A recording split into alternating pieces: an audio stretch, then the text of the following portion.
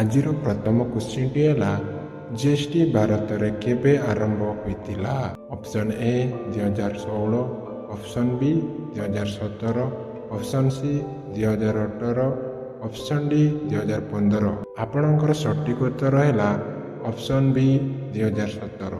ପରବର୍ତ୍ତୀ କ୍ୱେଶ୍ଚିନ୍, ନିମ୍ନଲିଖିତ ମଧ୍ୟରୁ ଭାରତର ସର୍ବୋଚ୍ଚ ପୁରସ୍କାରର ନାମ କ'ଣ? Option A Padma Vibhushan, option B Padma Shri, option C Bharat Ratna, option D Arjun ପୁରସ୍କାର।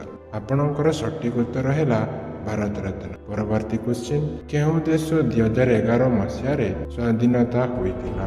Option Sudan, option B Bhutan, option C Nepal, option D Sri Lanka. ସଠିକ୍ ଉତ୍ତରଟି ହେଲା ଅପସନ୍ ଏ ସୁଦାନ। ପରବର୍ତ୍ତୀ କ୍ୱେଶ୍ଚିନ୍, ପୃଥିବୀରେ ସବୁଠାରୁ ଗଭୀରତମ ମହାସାଗରର ନାମ କ'ଣ? ଅପସନ୍ ଏ ପ୍ରଶାନ୍ତ ମହାସାଗର, ଅପସନ୍ ବି ଭାରତ ମହାସାଗର, ଅପସନ୍ ସି ଦକ୍ଷିଣ ମହାସାଗର, ଅପସନ୍ ଡି ଆଣ୍ଟାର୍କଟିକା ମହାସାଗର। ଆପଣଙ୍କର ସଠିକ୍ ଉତ୍ତର ହେଲା ଅପସନ୍ ଏ ପ୍ରଶାନ୍ତ ମହାସାଗର।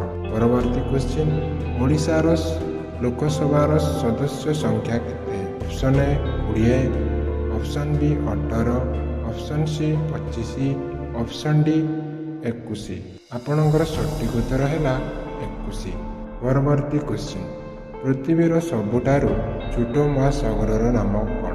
ଅପସନ୍ ଏ ଭାରତ ମହାସାଗର, ଅପସନ୍ ବି ପ୍ରଶାନ୍ତ ମହାସାଗର, ଅପସନ୍ ସି ଆଣ୍ଟାର୍କଟିକା ମହାସାଗର, ଅପସନ୍ ଡି ଦକ୍ଷିଣ ମହାସାଗର।